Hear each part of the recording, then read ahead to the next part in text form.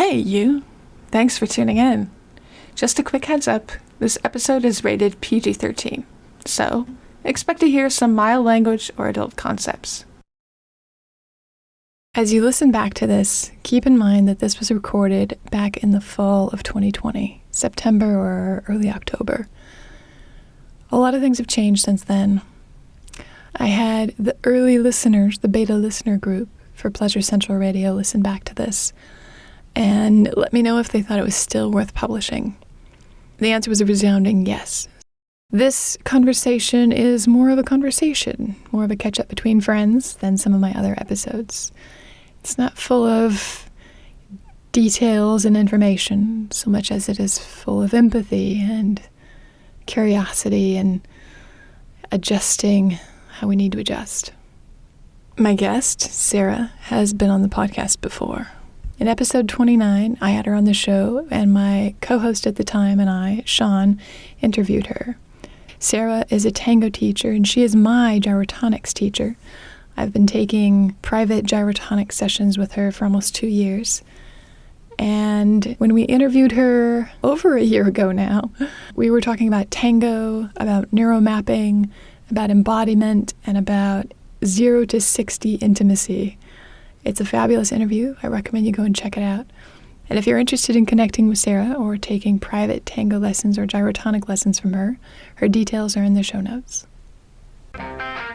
Welcome to Pleasure Central Radio, the place to rethink the assumptions we don't even realize we are making that keep us from getting what we truly want out of work, life, and love. Here is your sneak peek into an authentic, pleasure-focused conversation.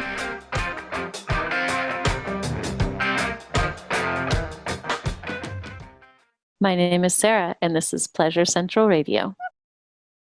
Is there anything in particular that you want to talk about or share or promote or anything today? No, I don't really have much of anything going on. It's just kind of being in the unknown these days. There's a lot of unknown, huh?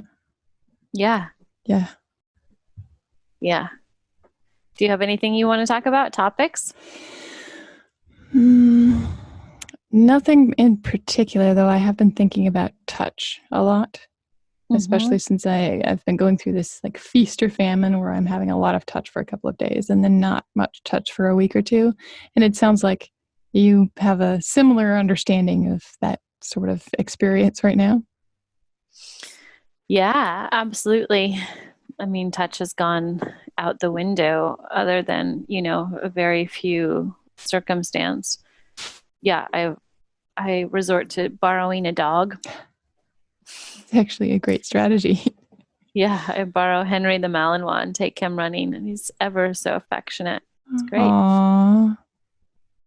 Yeah, I do know someone that just adopted a puppy.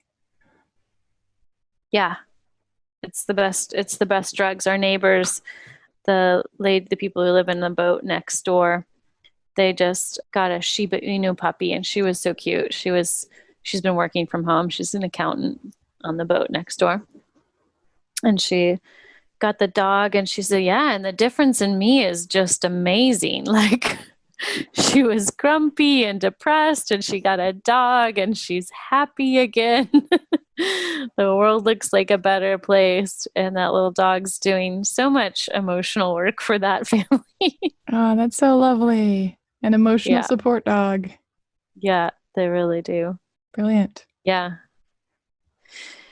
I don't really have a strong direction right now, but honestly, I'm just a little bit in the doldrums, like before the election and not having a clear environment, like a known environment. It's really difficult to inspire and motivate on things for me. A lot of the people that I'm talking to as well, a lot of apathy about life. Yeah, that's interesting. I have been noticing that too. In me and around me. The thing that has been the best for me is to find some kind of project that I actually care about, which isn't always easy. For me, it tends to be the podcast and the Pleasure Bites, but it's not always the case. This week, it's been the documentary. So I've gotten to do some filming on that, which has been really interesting. Oh, great. What documentary is it? It's a documentary that someone is making about me and my work and pleasure and seeing your way through pivoting in COVID. It's Yeah. interesting. But it was so nice to have a couple of shoot times this week where I actually had to get up, had to do something, and it felt like I was working. It felt like I was getting to do things, and that was really Right. nice.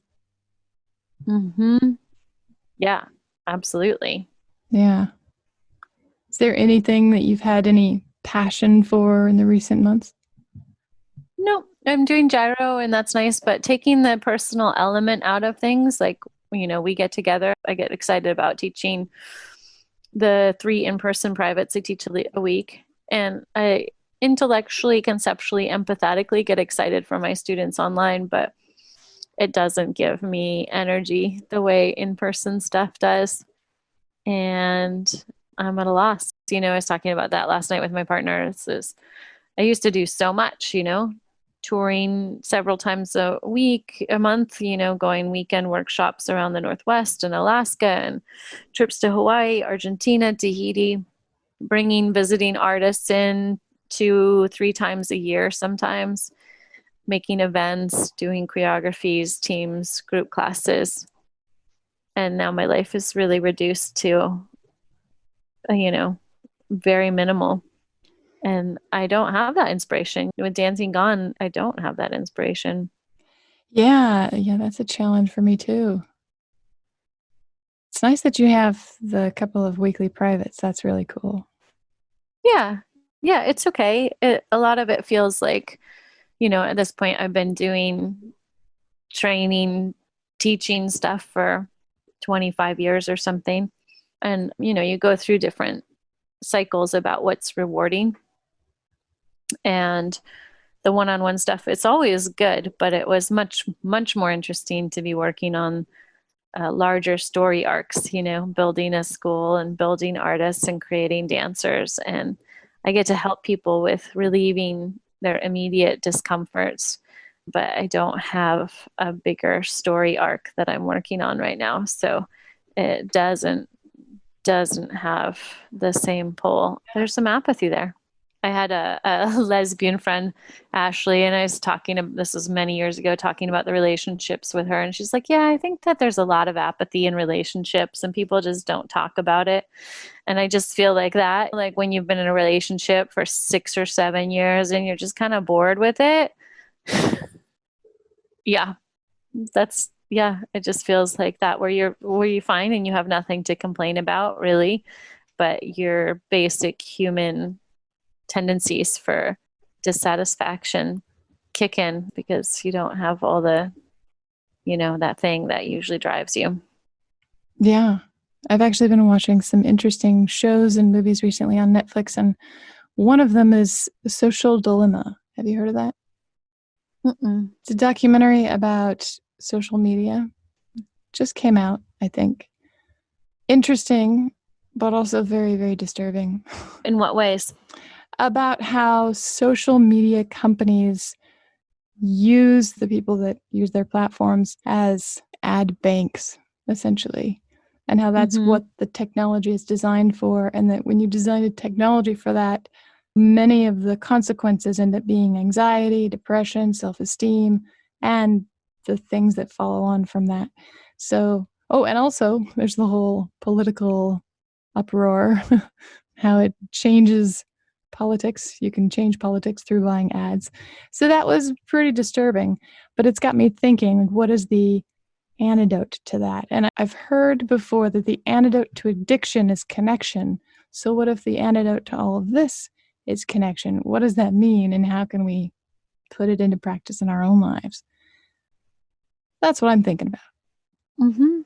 Yeah, that is an interesting dilemma. The other piece with social media that's interesting is what they're doing is, in a way, a cheapening of content. And I've seen this for years in that, what YouTube is designed off of is getting people to create content so that then they can make ad sales.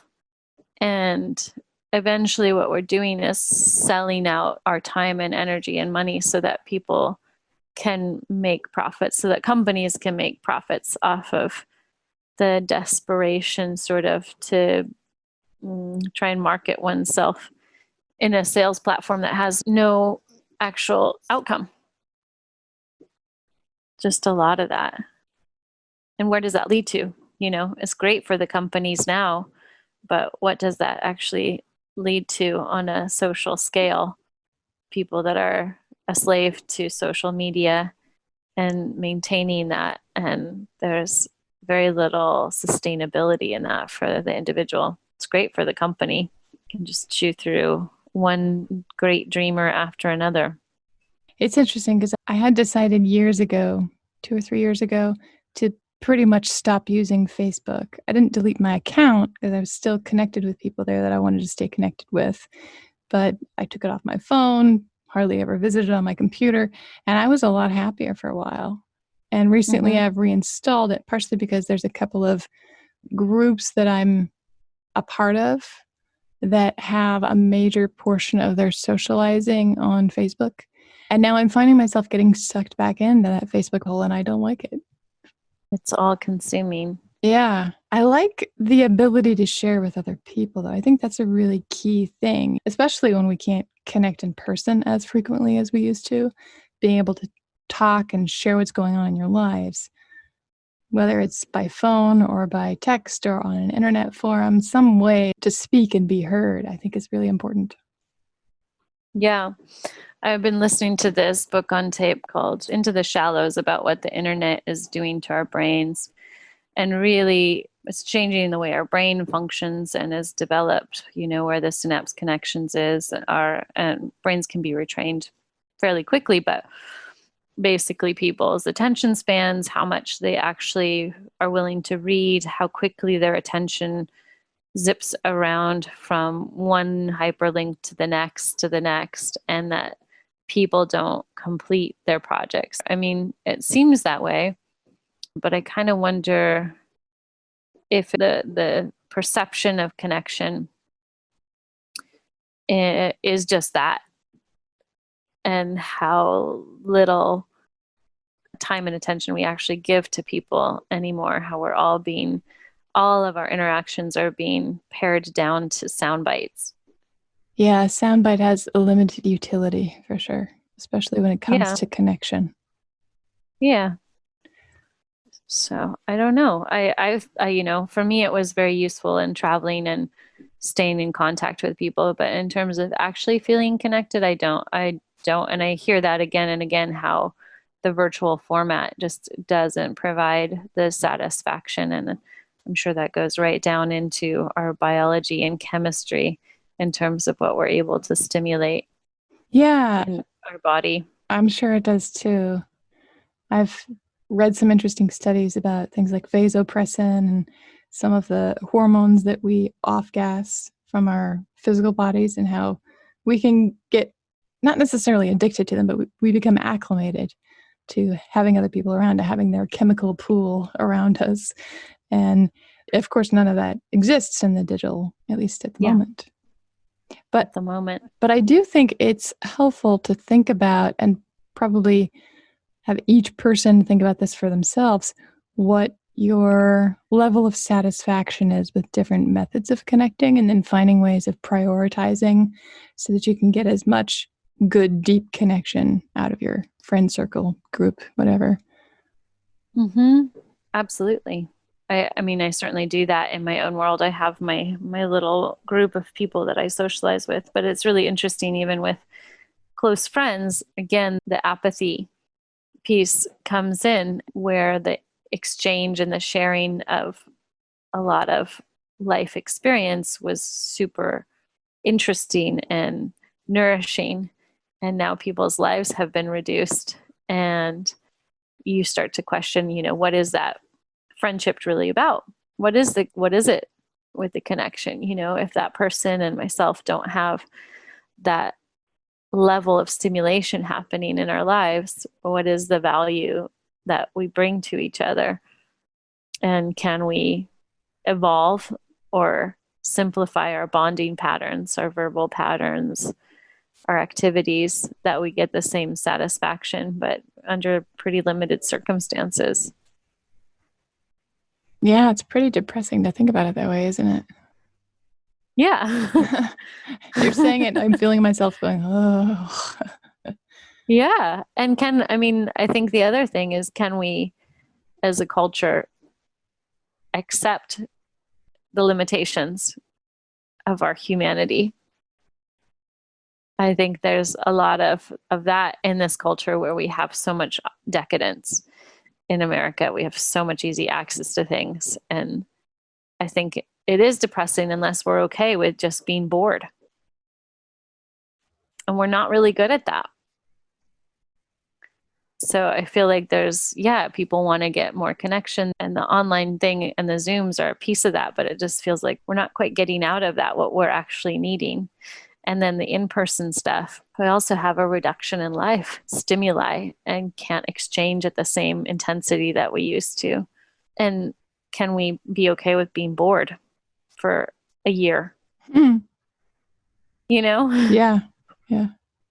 Though I have taken a slightly different tactic. I don't know if I would be okay with being bored. I'm pretty sure I wouldn't. But that's probably why I came up with the strategy of coming up with some kind of project that I can do within the limiting parameters that are going on in the world right now. I ended up joining 2 different mastermind groups. They're both being hosted online, but they're both very close, very small groups. One of them is 5 women. The other one is 24 other podcast people. And in each group, we're focusing on something that's important to each one of us, even though we all come from very different walks of life, very different industries, and we're supporting each other to do something that's different and unusual. It doesn't have the same connection effect as getting together with a half dozen of my favorite girlfriends and having a dinner, but it does provide a lot more of a cure for that apathy. Because now I have something interesting to focus on, an interesting conversation topic, and some people that are curious about that thing. So in a way, the fact that my friend group and my social circle before the shutdown didn't have anything to do with any of these subjects that I was working on. So I was kind of isolated in my work from the people around me. And now I'm getting a lot more acceptance and connection with people that are connected to my work and to that project. So it's an interesting flip-flop. Definitely not going to say it's the same thing. And Right. pretty much everything that I've done in the last 2 or 3 weeks, especially during the smoke when it was really bad to like, gosh, I don't even know if we're going to make it out of the city, what's going on. These mastermind groups were the thing that were able to help pull me into the keep moving forward, keep doing something. Putting yourself in structures that made your mind work a little differently than it might on its own. Yeah. I wonder how much scientific research there is into stuff like this. I would like to find out. Probably a lot. Probably. Yeah, There's a lot of scientists getting funding to look at just exactly that. Yeah. Well, one of the other shows that I've been watching on Netflix is called Away, and it's about a mission to Mars. So you've got all of these NASA scientists, and they're 5 people stuck in a tin can for 3 years. So they're dealing with a lot of the isolation and a lot of the potential contagion of some kind of virus getting on the ship and all kinds of things. So it's very interesting, very compelling, and I'm finding that in a way it's very calming to see these badass professionals going through some of the same mental health stuff I've been going through. Right. I think science fiction is such a great panacea right now for people's anxieties because it really helps us imagine life different than the way it normally is. I find myself more attracted to science fiction than I would normally because I need that kind of storytelling about what could be. Especially the optimistic side of what could be. Yeah. And that pessimism and optimism is such an interesting topic because I find, especially in American culture, that optimism is highly coveted. And I was reading an article the other day that talked about the French and how the French will complain, and it's a way of connecting. And I find that myself, because I'm not the type of person to candy coat things. And I have run into again and again with certain friends a full rejection of that because they want to connect through optimism, whereas Jewish, French, other cultures might connect through commiserating, and that complaining about something is an invitation for debate rather than a negative approach on life, right? It's simply evaluation, an entry point into a conversation to debate something. It's interesting that I think that people's communication styles are also amplified in this time, because the people that are focused on optimistic solutions want to engage in that way, and people that are maybe from a different culture, different family culture or international culture, there's much more interest in debating the problems, discussing the problems, evaluating the problems. Yeah. And I think that's very apparent on social media. And I hear a lot of people talking about how divided we are, but I think a lot of it just pares down to communication styles and how people enter into connection. Yeah, that's an interesting way to think about it. There's a great article, I don't know whether it's the New York Times or not, but it was talking about how French people, and that there's just a different culture about like that it's to provoke debate, to provoke something out of the other person that they might not share voluntarily by proposing some sort of disgruntlement.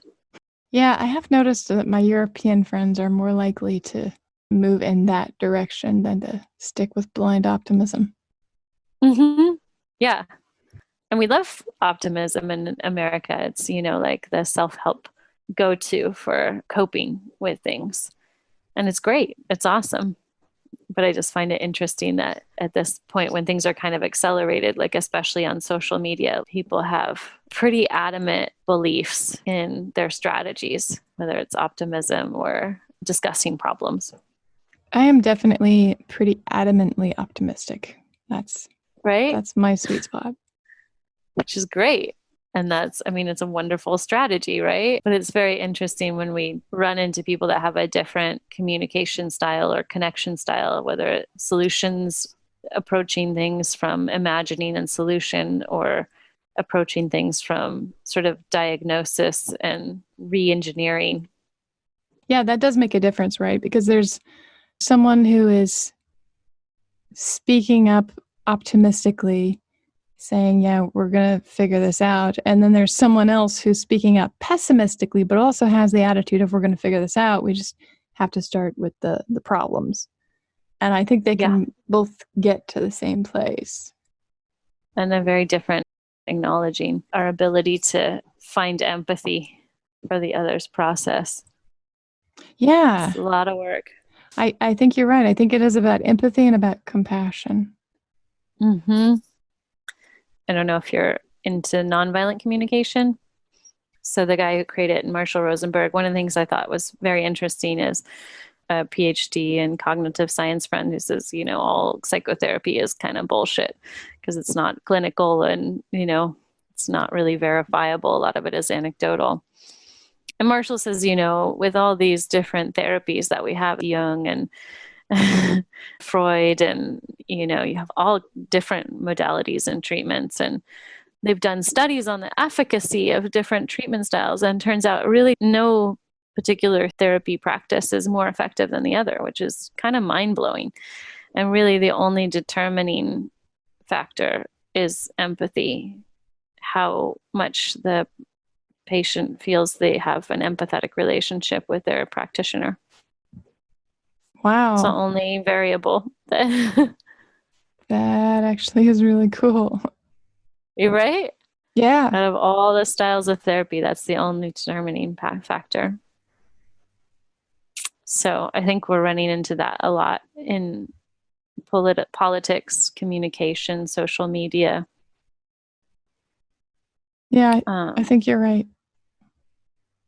I've been reading a book recently called Together, and it's written by the most recent Attorney General, United States Attorney General.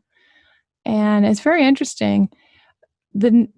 the name of the book is Together because he's been going through all of his research and all of his years as a Surgeon General and found that the national epidemic that he's most concerned about right now, and this was pre-COVID, this book was published like 3 weeks into COVID.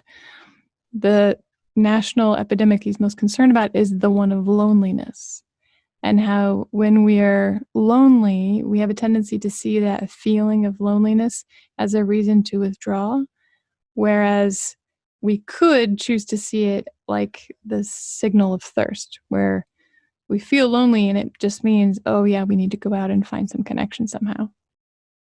Mm-hmm. Yeah, that's a big one. It's interesting talking to friends in Argentina because we're having an economic crisis in the U.S. and they're having a cultural crisis there. Ooh, tell me more. All of their most important cultural things have gone away. They can't hug, they can't kiss, right? They kiss always on the cheek when they meet. They can't share a mate. That's the biggest bonding thing. And they can't dance tango.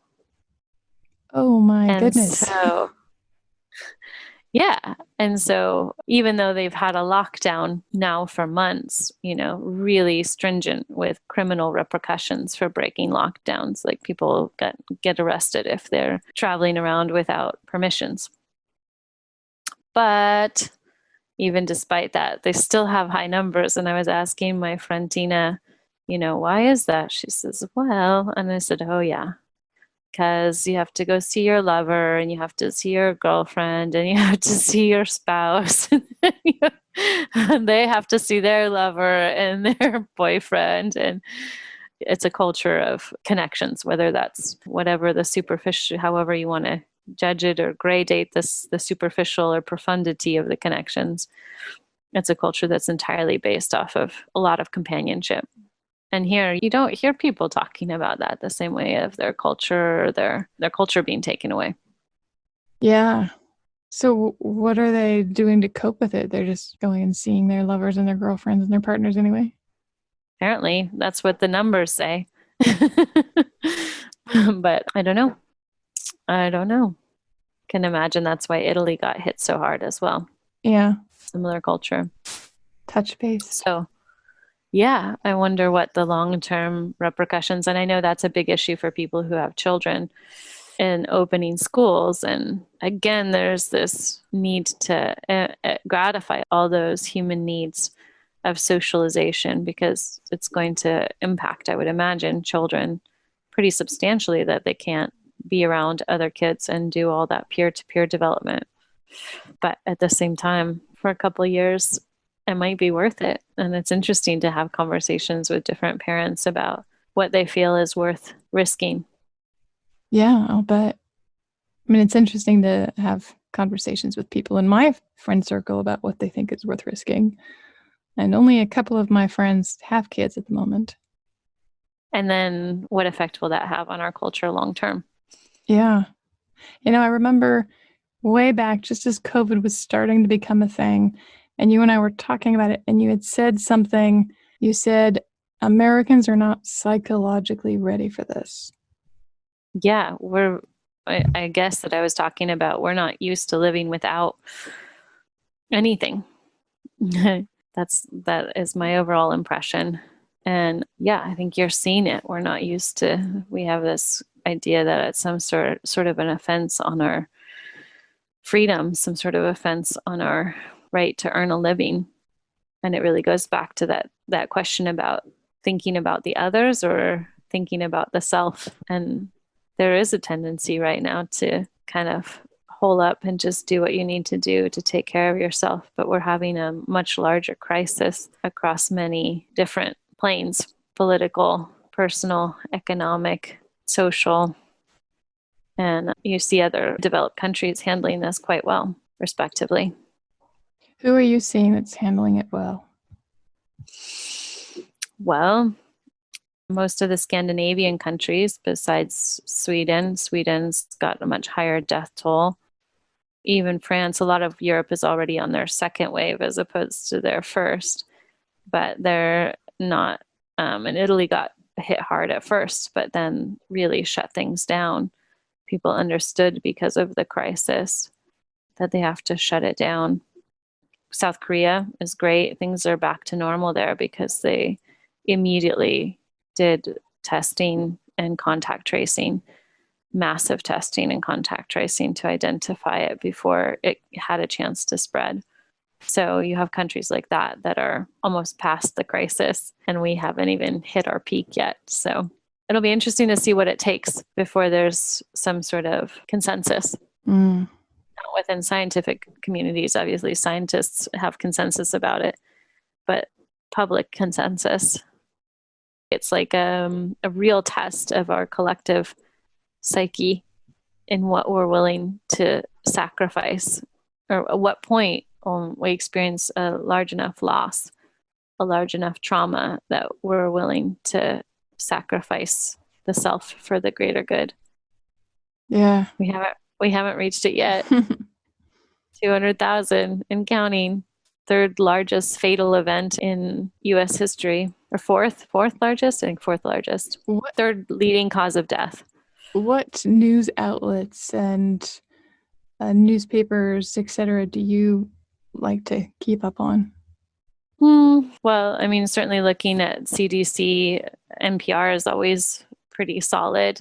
Washington Post, New York Times, and I guess there's a fair amount that's shared with people that I know. I have a few friends that are pretty up to date with stuff and share information. Yeah, me too. I have a friend who's he's been in the medical profession for a while, so he's been able to translate some things for me. And then I know someone that was spending some time in the COVID wards, actually documenting things. So I've heard some firsthand accounts that are pretty interesting, and which I definitely trust more than I trust Facebook or anything online. Yeah. I have a friend that runs the intensive care unit in a hospital, and that became a COVID ward. And so she ran that, and it was interesting to hear her perceptions.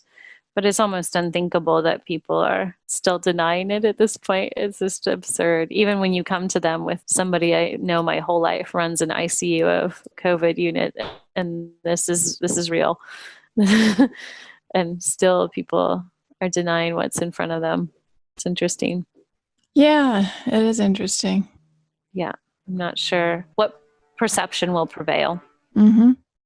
Well, I'm trying to think if there's any way of flipping this to pleasure. I'm not seeing an obvious connection. Are you? No, I am not. That's why I said if you want to do something at a later point, I'm perfectly willing to have the conversations. I just don't have anything really. I mean, for me, the only pleasures that I have, the consistent pleasures, are moving in the world. I picked up rowing and running a lot more, and gyro, and that independent pleasure of movement is my great solace in life. Well, it's mine too right now. I have been doing a lot more online classes and been picking up my kettlebells here and there, getting back to being able to walk and move as fully as I did before. Yeah, because you also had a crisis of big pain, discomfort crisis in the middle of also pandemic. Yeah, it was interesting. But I'm happy with where I'm at now. And I took I think it's probably my 5th full-length class yesterday. So it was nice. Great. I'm tired, but it was nice. Yeah, it will be interesting to see what new things people try, or old things that are returning. I mean, I certainly use tango for a lot of my activity and pleasure, and that's just not there. So I'm definitely probably going back to more outdoor stuff. And now that winter's set in, it'll be interesting to figure out how to manage that. Today was the first day in Seattle that's really rainy and cold, and it's hard to think about going out for a run or jumping in a boat to go rowing. Yeah, it's true. I guess you may end up needing to adapt again. What kind of movement can you do inside that can keep you warm and feels good? Yeah. I've I actually know. started doing sensual dance on my couch because upstairs I have an IKEA couch that pulls out to be a queen size bed. And if I pull that out, then I have a queen size area plus a wall that it's leaning against that I can do all kinds of interesting, fun, sensual movements with. And That's great. it is. And then I don't have to worry about putting on knee pads or hurting Right. myself. And I can just mess around, turn on some music. Yeah, I would imagine there'll be a lot more of that. I know being in LA, what was the big heels classes? Have you ever been to one of those? No, what's that? I forget what the studio is called in LA, but it's kind of big in LA. It's basically like stripper light. It's like stripper, erotic dance stuff, but for people that don't actually want to do erotic dance. A lot of hair flipping, a lot of body rolls, all done in heels. And, Sounds fun. huge. Yeah, it was really fun. I went with a couple tango dance people, lady friends, and it was fun. I mean, my neck definitely hurt after. So I don't know if I really want that to be my MO, but it was packed, 50, get 50 people, 100 people in a class. Just a definite need. People have a real need, I think, to express their sensuality and sexuality. And that's a great way, I guess, probably in the same way pole or belly dance or Latin dance is popularized in this culture, because we don't have that necessarily an outlet in our culture the way a lot of people do, or a lot of cultures do. Well, we might as well make one. Yeah. Heels class. Make an outlet. Yeah, it is. Yeah. I do think that is a good potential, not quite an antidote, but something that's helpful, with the gray. Find a way to move inside that still feels good. And if it's sensual, so much the better. Yeah, absolutely. I think so too. I think that's great. I've been really enjoying some of these little like hygge moments in my house. Like today, it's warm and I'm pretty warm here in the studio, so I just ended up wearing some lingerie and it feels really nice on my skin. It's a very unique texture, unique fabric that's so comfortable, so warm, cozy, and it feels sexy. And so I'm wearing that around the apartment all day today because I'm not going to see anybody and nobody's going to see me. Except, well, you can see a little bit in the Zoom, but tank top straps. Yeah. Purely for my pleasure. I wonder if, with people's lives being much less public, if people will want to cultivate that inner world. I know I do. And I think it's also a bit of a self-protective mechanism, being able to connect with something, even if it's just me, being able to connect deeper with that. Mm-hmm. Yeah. And then pretty soon you see that me isn't just me, quote unquote. It's actually pretty cool. I'm a pretty cool person. The more I look deeply into myself, the more I'm impressed. I hope that will be the trend with this work, is the comfort of being with oneself. It's an interesting dilemma because we have all the tools and the resources to really develop the self. And yet the human animal is such a pack animal, such a tribal animal, that even though we have, I wonder which one will prevail, because you have all of the conscious psychological understanding, the emotional maturity to develop the self. But the body, really, how can you supplant the needs of the body? I found it interesting. I was talking to my friend who's in Belgium, who's a scientist, and she said that when the pandemic hit, that mood stabilizers, pharmaceuticals took off. And I think a lot of people are using that as a way to stabilize their emotion, even though they may have the means, the financial means, the psychological understanding. There's a real chemical fix that people are reaching out for, whether that's alcohol. I guess alcohol sales have gone up, which is another way that people find pleasure momentarily, usually a cost to that. Right. And then mood stabilizers. Yeah, that is interesting. Yeah. And I have no experience with mood stabilizers. It's not my thing, but my sense is that when you dampen down the discomfort, you also dampen down some of the pleasure. I don't know. It might be. It'll be interesting to see. I don't know. It's hard to tell. I've had some experience with that, and I'm not entirely sure that I felt like it had dampened down the good as well. I think it just sort of gave me a baseline that was simpler to track. Mm-hmm. Yeah. Yeah. And a lot of people are choosing that path. Not to mention CBD, which is now like CBD with THC, is also another avenue that people are really pursuing. Yeah, I don't have much experience with that either. I used Me either. CBD once just before going to the dentist, and it was actually pretty helpful. But that's the only time I've ever used it. Yeah. It'll be interesting to see how people's habits change short term or long term with supplementation, better living through chemistry. Well, one way or another, I hope we all find some ways to keep moving, keep connected to our bodies, and build a relationship with ourselves, especially when that's the core relationship we're having to deal with day in and day out. Yeah. And to watch individuals go through the journey of self-discovery and where one can find new inspiration. It sounds like you're really on a fantastic path with that. Well, to be honest, I just get really frustrated with being unhappy. So I must find a way to feel better. I must experiment until I find something that works out for me. My mom, we were talking about a Scandinavian friend of ours, and my mom said, well, that's Norwegians for you. They're not really happy unless they're cold and they're wet and they're hungry. So I think there's a lot of cultural ways of coping, and that if you set up your reward system around sort of the virtuousness of discomfort, that certain cultures, like Scandinavian cultures that live in cold and wet environments, and that there's a sense of satisfaction that can come out of suffering. I wonder if my Scandinavian roots or Jewish roots play into that reward system, Your ancestral roots are showing. I'm thriving in discomfort. Not too shabby. I have a lot of Swedish heritage, so yeah.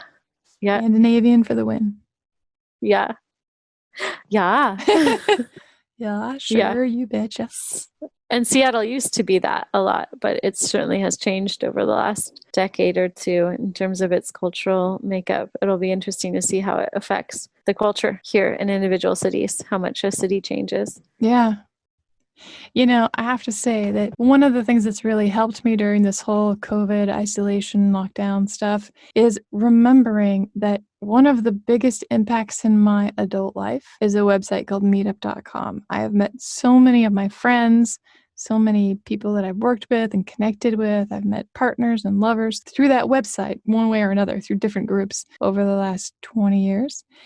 And I found out about 10 years ago that meetup.com was started right after 9/11 because of what the founders saw in Manhattan after 9/11. And they wanted to find some way of helping people maintain that local connection, being able to be people together and not digital together. Yeah. I think Craigslist has a similar story as well in terms of the motivation to start that website. It will be interesting if this kind of crisis spawns some sort of advance in connectivity. I'm sure it will. It's just a matter of what will it be and how will it stick. Mm-hmm. Yeah, and something that addresses, I don't know, some of the limitations that Facebook has or other social media has, or not, or if humans evolve and adapt and develop satisfaction in those realms. People acclimate to Zoom and Facebook. Could be. Yeah, it's interesting. I've actually been putting a lot of thought into this for a few years because I've been aware of the attention problems with Facebook for a while and not satisfied myself with being marketed to all the time while I'm on there and feeling that endless need to keep scrolling.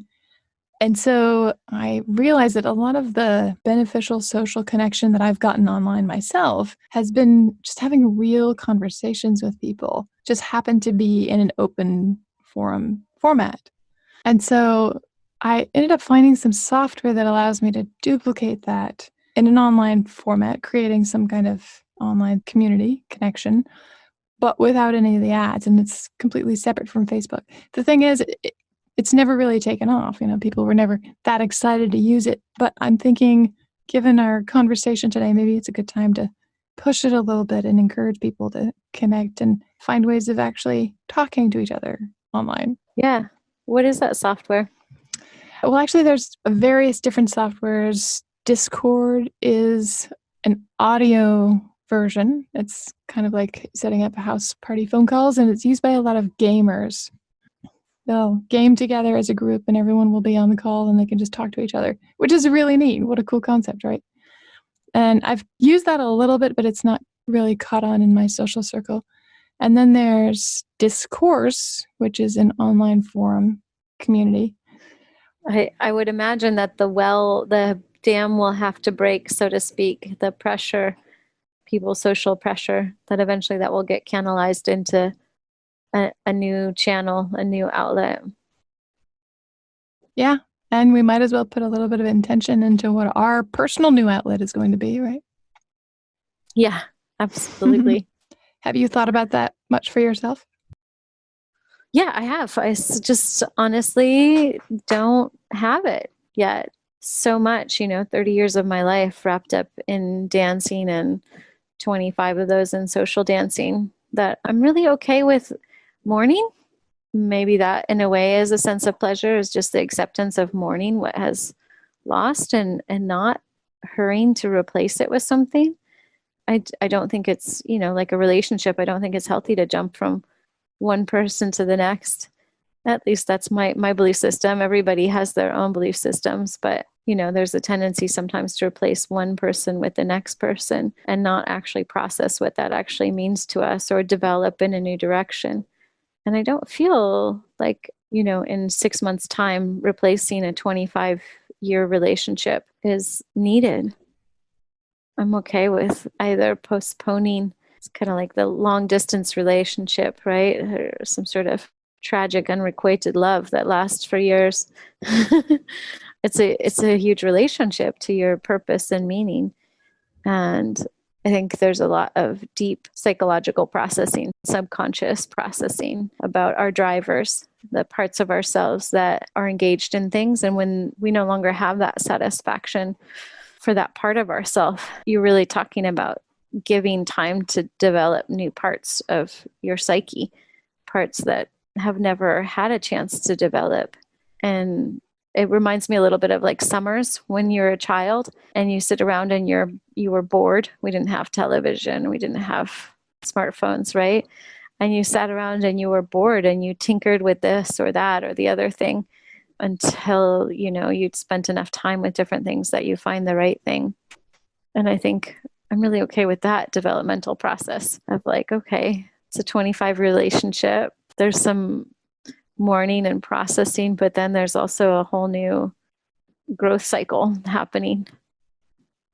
Don't pull it out of the ground too early to check and see if it's growing, right? Exactly.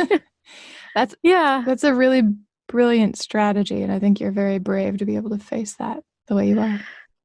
Yeah, I just, you go with your instincts, and it's probably not the right strategy for everyone. But I think that I would advocate for that for people that are not feeling, I see a lot of people, talk to a lot of friends that are really in those doldrums, that are really in the unknown. And there's so many stories of people that come into whatever their most vibrant chapters are later in life. And I feel like there's a grappling with loss of all the things that served us in the past, and maybe an anxiety or a rush to replace them, which for some people, maybe there's a super great strategy, just to jump into the next thing. But I think there's also people maybe that are slower and to fall in love with the next thing. Well, I appreciate that. I appreciate that ease of realizing that we all have different ways of dealing with this, and we can all be effective in our own way. Yeah. Yeah. And I think sharing, those different strategies, the empathy of what people are dealing with, celebrating each other's process. I think there's probably a lot to learn from that. that we can celebrate the other without it necessarily being right for us. I like that. Yeah. Got some helpful things in there. Yeah. It's a pleasure to be in the process. I love that. I think I'm going to make that the snippet. Yeah. Well, thank you so much, Sara, for being on the show today. I really appreciated our conversation and being able to flow back and forth with you and share strategies and ideas. Yes. Thank you, Rebecca. Pleasure was mine as well.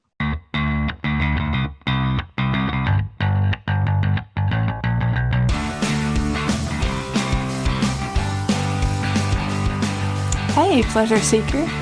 Well, that's it for today's conversation. Here at Pleasure Central Radio, we love using conscious communication, science geekery, and copious amounts of true pleasure to improve our partnerships, our money, and our love lives. And we hope you do too. If you loved what you heard here, we'd love a review. You can listen to other episodes of the podcast and read thought-provoking essays or poems written by me, Radiant Rebecca, by checking out the blog on pleasurecentralpodcast.com. Sign up to hear about new episodes immediately at pleasurecentralpodcast.com. Your thought to ponder today is: one of the things that's really helped me during this whole COVID isolation lockdown stuff is remembering that meetup.com was started right after 9/11 because of what the founders saw in Manhattan. And they wanted to find some way of helping people maintain that local connection, being able to be people together and not digital together. One way or another, I hope we all find some ways to keep moving, keep connected to our bodies, and build a relationship with ourselves